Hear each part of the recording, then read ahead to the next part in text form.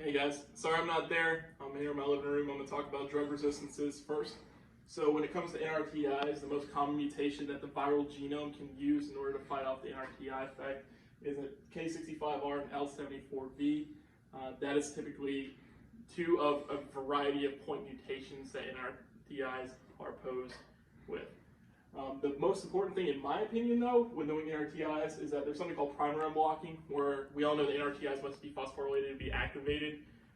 Somehow the viral genome has been able to develop a resistance in which it doesn't that doesn't affect. It's almost like it cleaves off the protein before that happens, because we don't know which it's at the cap.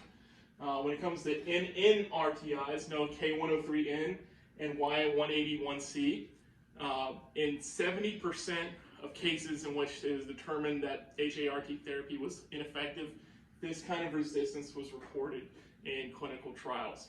So in my opinion, that's probably the most important, because in my research with the drug resistances, this was the most common, or at least had the highest rate in the HART resistances. Everything else was below 70%. So Cameron, my younger brother behind the camera, is going to move forward for me. When it comes to protease inhibitors, the biggest thing to note here is that because they have very similar structures, a small mutation in the viral genome that allows for resistance can effectively gain a resistance to the entire drug class, not just one. So anytime you see some sort of resistance to protease inhibitor to a whole class. However, on only about 20% of cases in which there was an ineffective therapy reported during these trials was this common.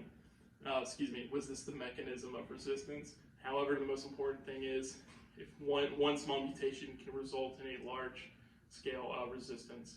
Cameron, if you can move forward for me, young brother behind the camera. We know that there's many side effects. Primarily when I was looking at side effects, First Aid actually has a very good has it very well spread out, has the name of the drug from the class, has the mechanism of action, then it has all of the primary side effects. For me, the biggest thing to remember, and this was highlighted in First Aid well, forgive my pronunciation, efavirenz. Not sure if that's how you say it. It's very common to have very lucid dreams. This is typically contraindicated in someone that has some sort of psychiatric issues, maybe like schizophrenia or bipolar disorder when in HART. That can be seen with the whole class, but primarily with that drug. The other thing I would remember is that when it comes to NRTIs in that drug class, it's very common to see that there's a bone marrow suppression. However, that suppression is easily opposed. All you got to do is give communal stimulating factor for granulocytes. There's much more on here, but I don't have that much time. Cameron, you can move forward. The last thing that my group asked me to talk about is common infections that can arise if the drug resistance from the HIV is very good, or if you have many side effects, so you can't really take as much of the drug, or a certain drug is favorable to you. We all know two of them from class, primarily the MAC complex, which can arise when your count drops below 50. That is something that is almost, maybe not exclusively seen in AIDS, but very commonly seen in AIDS patients, and can easily cause death from that. The other thing I thought was interesting that I added when finding my research, the JC virus is very opportunistic once it drops below 200. This is from the JC virus. Remember, it affects, it causes encephalopathy in First Aid, JC junkie cerebrum.